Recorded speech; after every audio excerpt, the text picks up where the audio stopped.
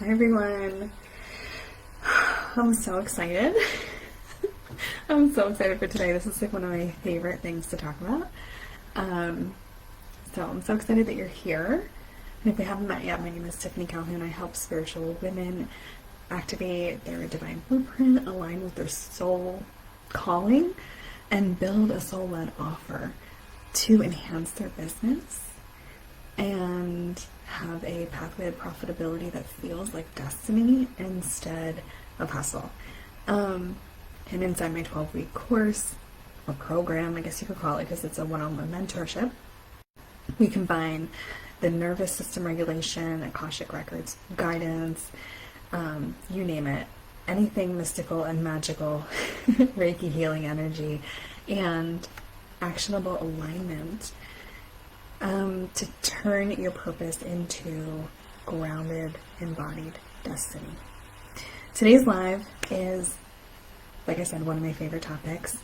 We're going to be discovering our soul blueprint and reconnecting with God's source energy in a way that allows you to stop spinning through confusion and start remembering who you are and what you're here to do, who you're here to serve. So, okay, let's get started with some grounding breathing like we always like to do. Alright, let's start by putting our hands on our heart, our diaphragm, our belly, whatever feels good. Closing our eyes. We're going to breathe in for 4, hold for 4, exhale through our nose for 4, and hold on empty for 4 again. So we'll do that a few times, and let's go. Let's begin. Breathing in for 4, holding for 4, exhaling through 4, holding for 4, breathing in for 4, holding for 4, exhaling for 4, holding for 4, breathing in for 4, holding for 4, exhaling for 4, holding for 4. Go ahead and breathe again for 4, hold for 4, exhale for 4, and hold in for 4. As you're feeling your breath continue to slow down, and you're feeling that energy begin to drop from your mind into your body, where we want it, let's open the space with a short prayer.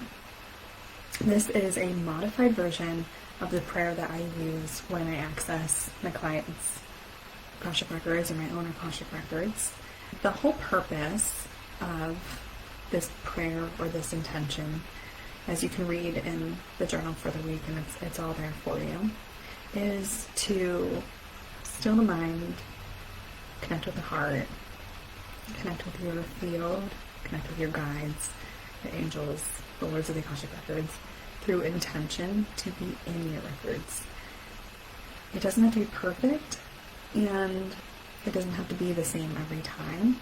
There is a pathway prayer process by a woman named Linda Howe, and she maps out what the Akashic records are and how to access them. But we're not gonna worry about all the things that we could be doing. We're just going to be focusing on the thing that we need to do, which is just coming into the body, coming into the heart, and desiring, intending to connect with our Akashic field. So in the journal that I put as the freebie yesterday, I have a pathway prayer that you can use, that you can adapt to yourself. When I'm accessing for my clients, I do say their name so that it's known that I'm not trying to access my records. So you can begin by stating that prayer that's in the journal. You can adapt it to what feels good. Don't overthink the process. Just feel into the words, feel into the intention behind them, and that's how we get going here. So the modified prayer, I'm just going to read it for what it is in the blueprint journal that I attached yesterday. Divine Creator, source of all that is, I open my heart to your light and truth. Surround me with love and protection. Clear away fear, doubt, and distortion, so I may see the wisdom of my soul clearly. Help me to see myself, to know myself, and to share the wisdom and compassion of the light of the Akashic Records. May all I receive serve my highest good and the highest good of all connected to me. And so it is. And we breathe in, and we exhale fully. We understand now that we are grounded, we are protected, and we are open to receive. I'm so excited. Okay. What is your soul blueprint? Your soul blueprint is your energetic signature, your soul's architecture of who you are and who your soul has always been, traveling through lifetimes and timelines with a unique combination of gifts, wounds, and wisdom inscribed into the story of each life so that you become the master of all those things that your soul has intended to master. So you're given umpteen lifetimes to master said constructs and architecture and design, and in some lifetimes you'll fail, in some lifetimes you'll succeed.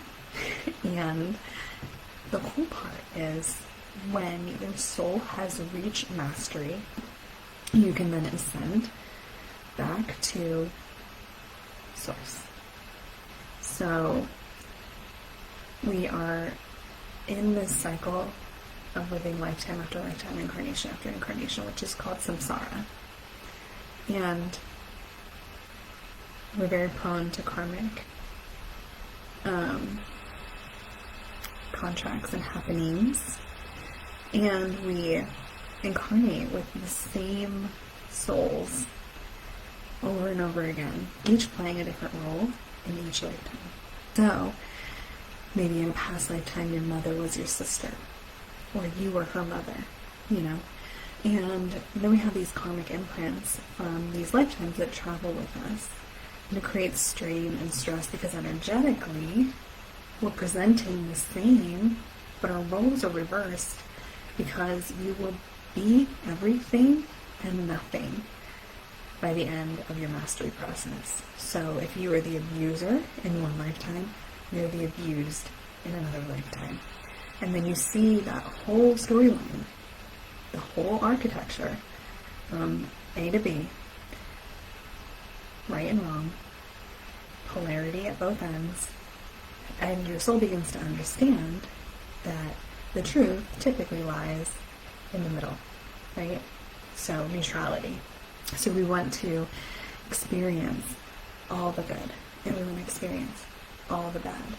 And then we want to settle and embody that wisdom, and then express what our soul is meant to express in divine neutrality.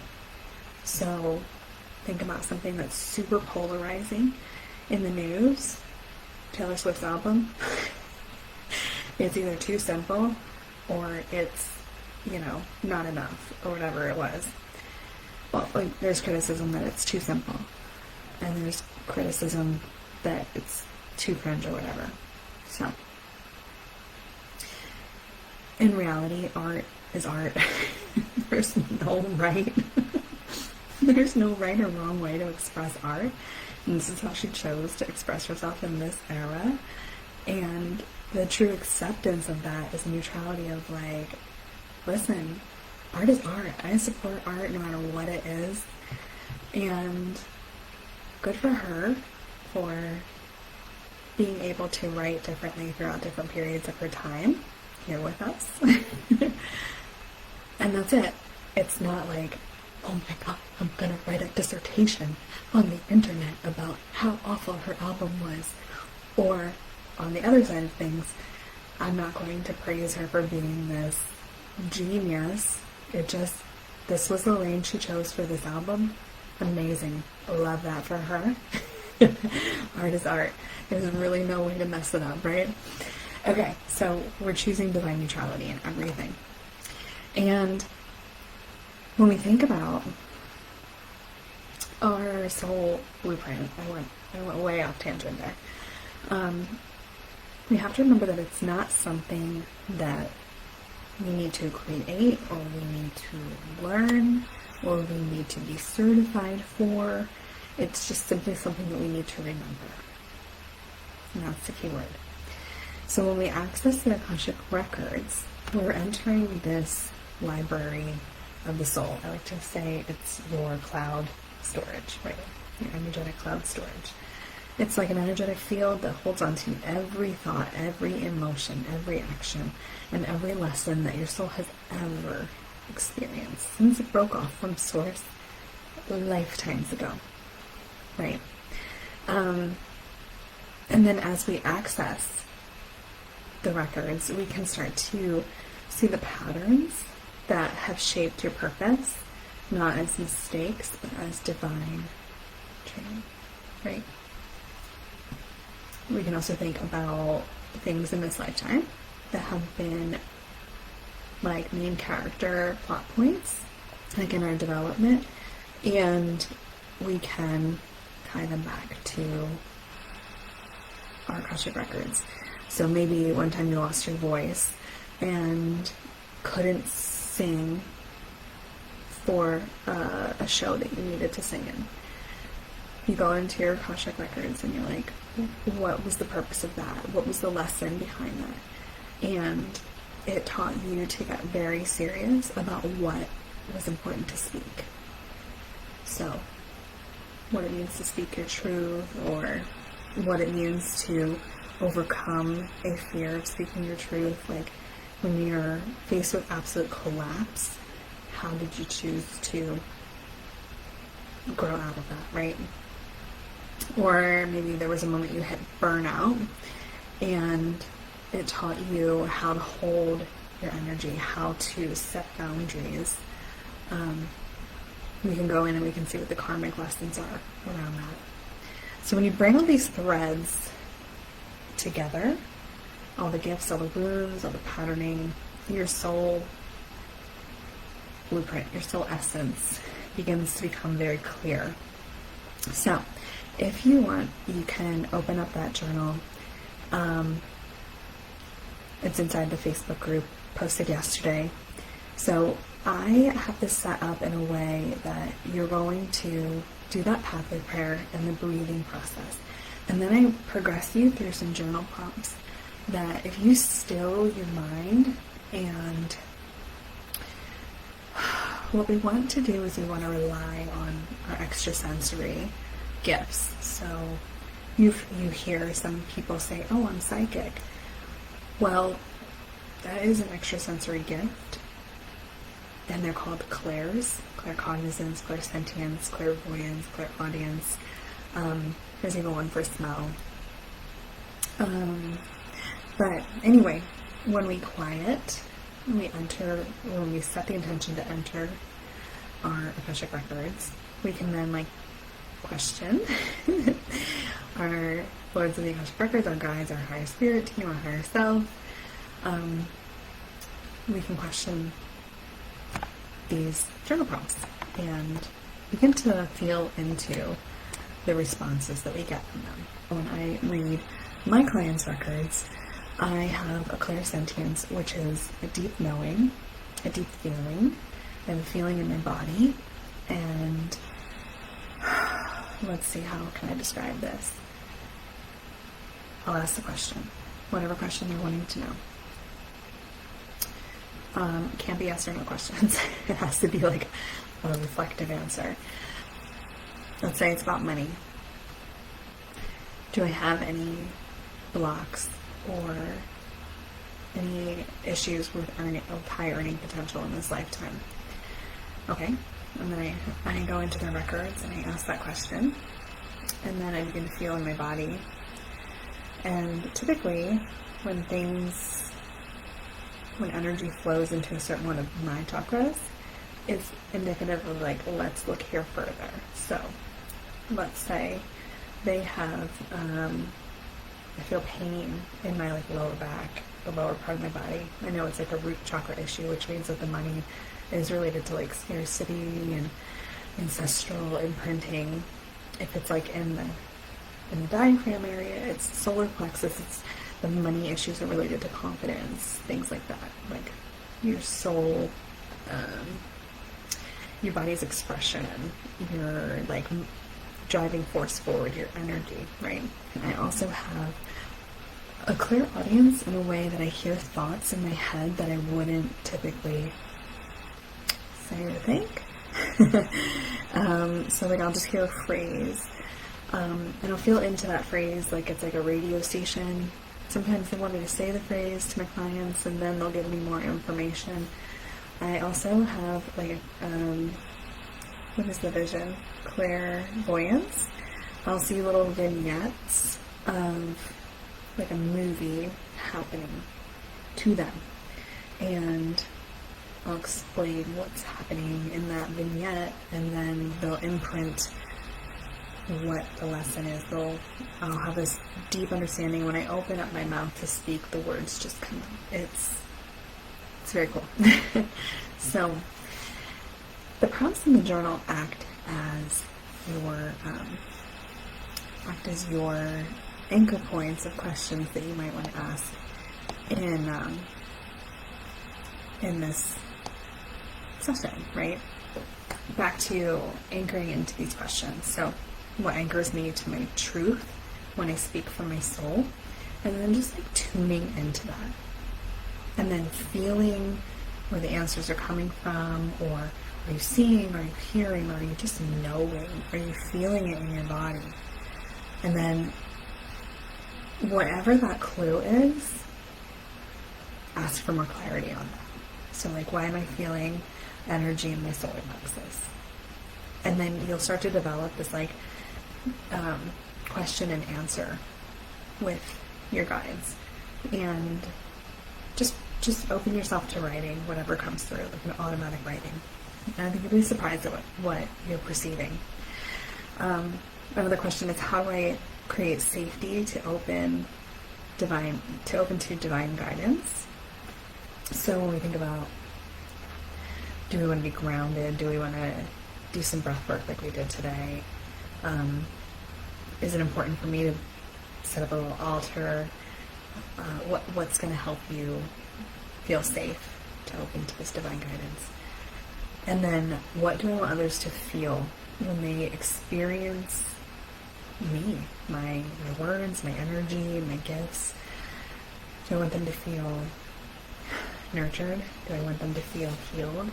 Do I want them to feel like so jazzed for their path?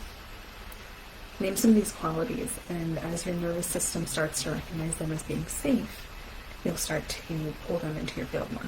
And this is just like a neuroplasticity in action. So it's literally rewiring your brain to associate truth and visibility with calm instead of fear, and you're just evidence gathering, right? So the next set of things in the journal is a page of intentions. So we want to what are we intending to release? What connection are we intending to anchor onto? What are our growth intentions, our abundance intentions, our self-love intentions? And I think it's really important to have many intentions when you go into reading your Akashic records, because the answers are coming from all over the place, and you'll begin to see evidence of everything. If you just have one intention, so I think these is like little questions that my clients are asking. If I just go into the records with one question, sometimes that's not what the guides want you to know. And I've come across like stubborn higher selves and stubborn spirit teams who are like, you're not asking the right questions. So we're going to give you a field of nothingness. And I'm in there and I'm like, oh, I'm not seeing or hearing anything. Like, oh no. And then I take a step back and I'm like, what are you, Sharon's in the chat right now. What are Sharon's guides wanting for her to know in this now moment? And that usually opens up a lot for me. They're so excited to have your energy to be able to help guide you, but they want to start at a specific point and then they'll give you more. So setting the intentions clearly, like what are you ready to release? What patterns of hiding am I transforming so that I can begin to lead with confidence? And like I said, each of these intentions is like an energetic anchor that gets you back, reorients you to your divine timeline. So play around with those. And then I have some reflection journaling. So after you've had some time in this deep connection, notice the words or phrases that begin to repeat. Those are kind of like your soul's breadcrumbs.